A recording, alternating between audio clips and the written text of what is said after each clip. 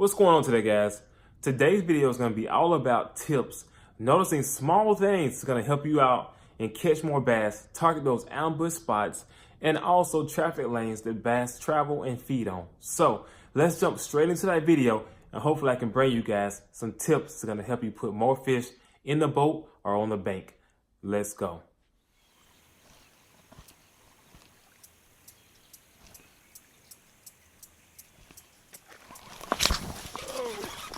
God, that was a good fish, guys.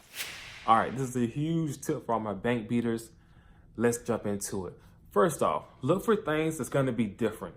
Whether it's a patch of grass, a big section of lily pads that's 10 feet off the bank, or a point. Now, on this particular place on this pond, it was all a regular bank. Then it had a point that stuck out, and also that point had vegetation on it. Vegetation gives a bass a spot to hide out and feel comfortable, and also that point is going to be surrounded by deeper water. Always, always, always look for different and weird things in the water. Let's jump into that clip.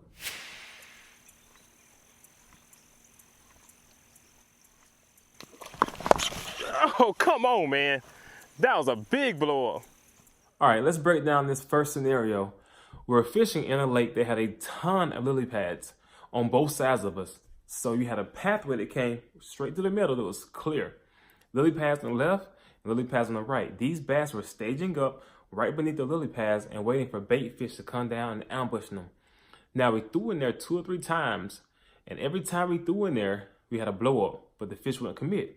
So we decided to use a worm and got bit. So just remember, guys, when you have pathways, whether it's maybe a boat or natural, to fish those areas, they're a pathway for feeding and bass to travel.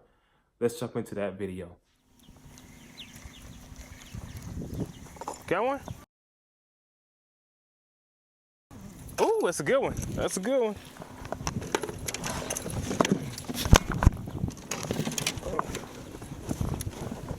Which way you going? Oh, got you. 4-inch worm, huh? Nice one. I saw him hit it and go directly to the right. Nice catch, man. Sure. Got another one.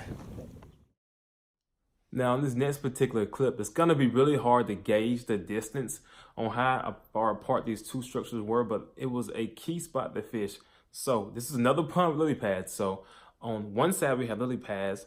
On the other side, we had a laydown, and then we had the bank. So it created a pathway again. This one was a little bit wider, probably about 15 to 20 feet apart, but it was a defined path line for fish to be at. So I threw in there like 2 or 3 times, and on my 3rd time, I ended up getting bit. So always watch for those pathways, guys. Like I said, this one had lily pads and a tree in the shore. So fish could travel down and hit the bank and go to the left or to the right. It set it up perfect for bass to ambush from the lily pads or to hide out in the trees. Let's jump into that clip.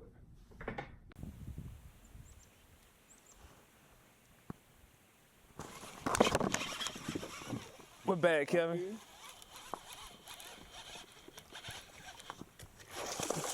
Got him. Oh, man. Dang. All right, this next tip is sweet, short, and simple. Look for clear, defined lines, whether it's a line of lily pads or a grass line against the shore. Those spots usually hold bass, especially in those hot summer days. Fish can camp out underneath them and stay cool. And other times of the year, it just gives fish a spot to ambush bait fish when they come in. Let's jump into that clip. Oh. Oh, yeah. He hit it. I want to see if he's still on.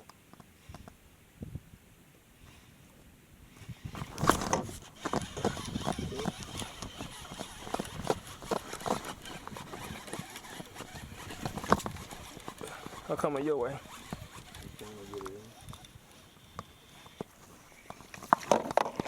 Why you wait so long to see if you still had him on there? I was going to let him bite. Got him. All right, this last tip, I don't know if it works for everybody, but it seems to work for me. That is, if you're ever fishing in the winter and you find a place that has green, fresh vegetation, fish that spot for a little bit. A lot of times vegetation contains more oxygen, and just as a bank fisherman, if I see fresh vegetation off the bank and everything else is dead, I'm fishing that first. So let's jump in that clip also too.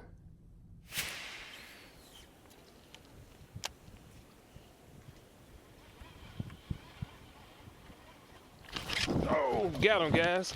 That was dope. Oh, shoot. All right, guys, I hope those tips helped you out. Big thing, always look at the water before you fish. Before you make that first cast, look and see if it's stained or if it's clear.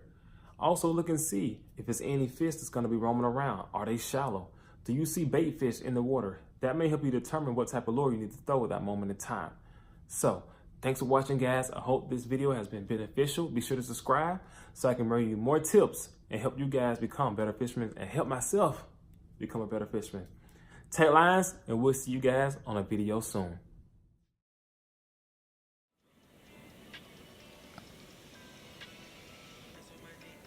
Oh, that's a hit.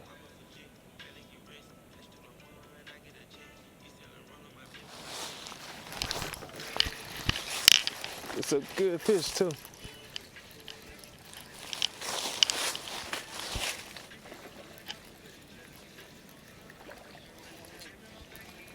Not a bad one.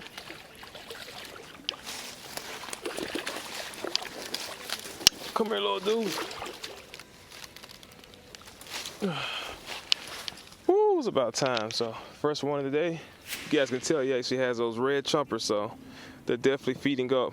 In this particular catch, what I did was use my glass bead to create a little bit more noise in the stained water.